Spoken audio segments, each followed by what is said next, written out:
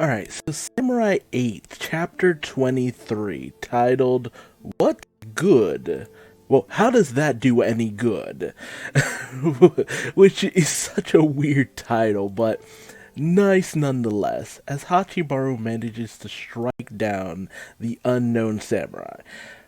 And not so much strike down, but more of cut his soul sword, which, how does that I think I've underestimated what these soul swords are actually made of.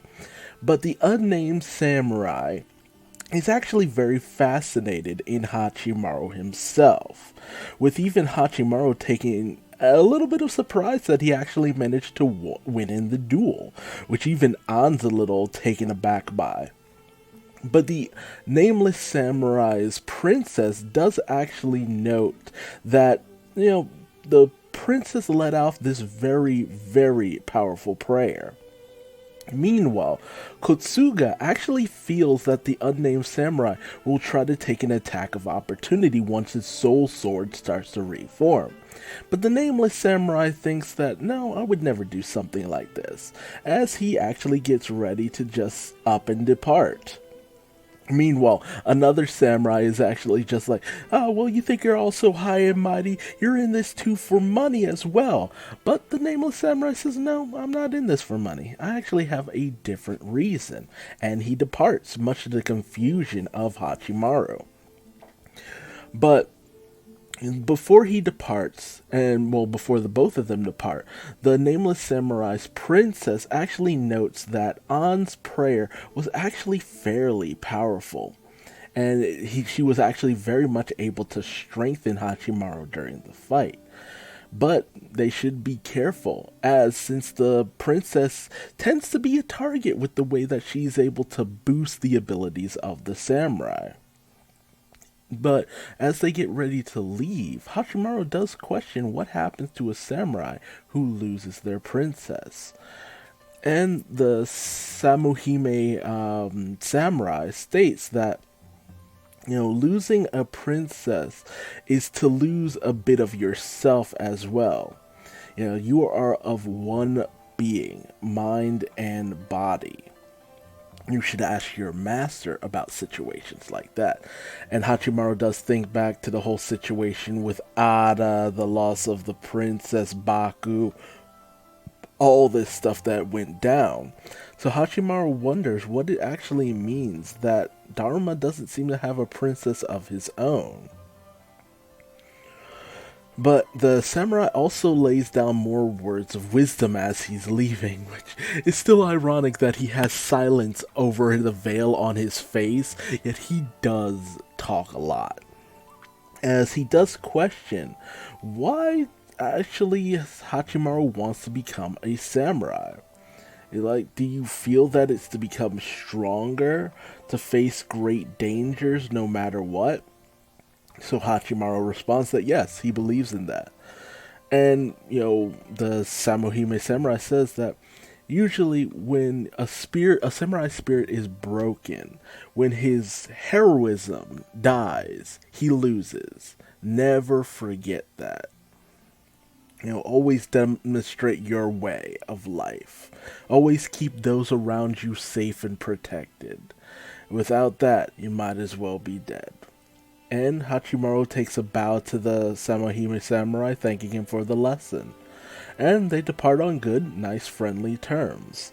While Hachimaru, once they leave, he does apologize to An for what happened. Because he wasn't keeping her, in check the way she should have. He wasn't keeping a watchful eye on her. Although, An does, take this in stride, feeling that nobody is perfect. But, they'll learn, they'll grow, and they'll develop together. And they have this nice kind of cozy moment to stuff. And even Hachimaru kind of notes that An seems to be a little bit nicer to him than usual. But, An keeps it to herself that it's because he looks and he acts so much like her brother. Meanwhile, Hachimaru tells Hayataro to figure out a way of keeping an eye on Anna as well. So he creates the mini Hayataro, the one from before when he was in his puppy form. That way he'll actually be able to keep an eye on Anne and know that if she's in danger or not. And Dharma actually takes note of the fact that it seems like Hachimaru is growing, much in the same way that his master Yasha had actually taught him about focus and keeping his mind in check. And we actually even get to see the young Dharma when he was an apprentice himself and everything that went on with him.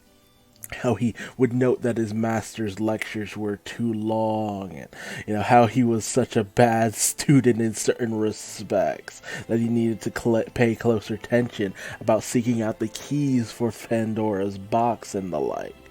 But Dharma felt that it was all a lot of waste of a time and all that good stuff. But, now that he's in the leadership role, now that he's a master himself, he's actually finding that his master was very right on the money about a lot of things. Especially in the need to find the keys and the like. So as the Samahime couple continue to depart and just kind of orbit the planet itself,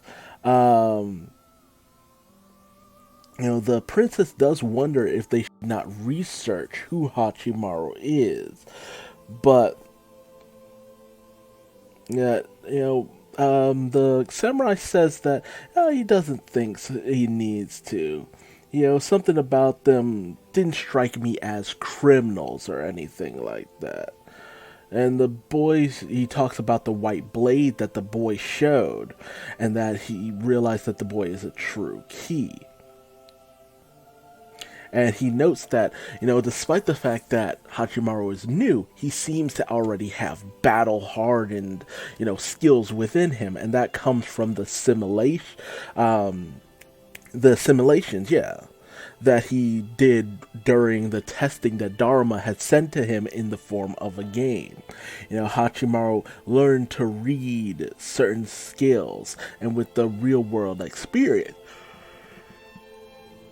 and with him getting used to his samurai body, he's actually started to learn the techniques from others.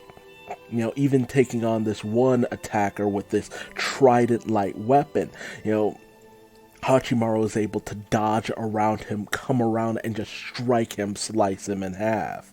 And we get to see, a few good techniques from Ryu and Dharma as well, where Ryu just, pulls out his double blade, managing to slice into these two guys who are attacking him, and Dharma managed to just do this whirlwind vortex-like strike, slashing down this other enemy.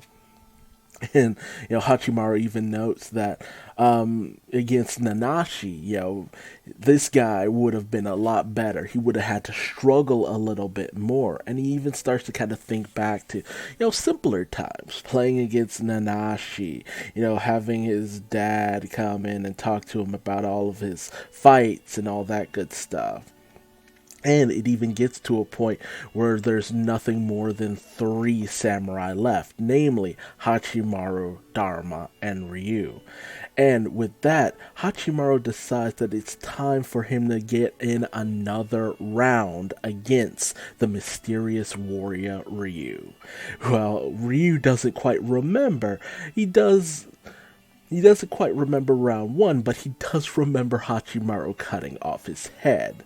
And he wonders, well, you need someone to cut off your head this time as well. If so, I can do that.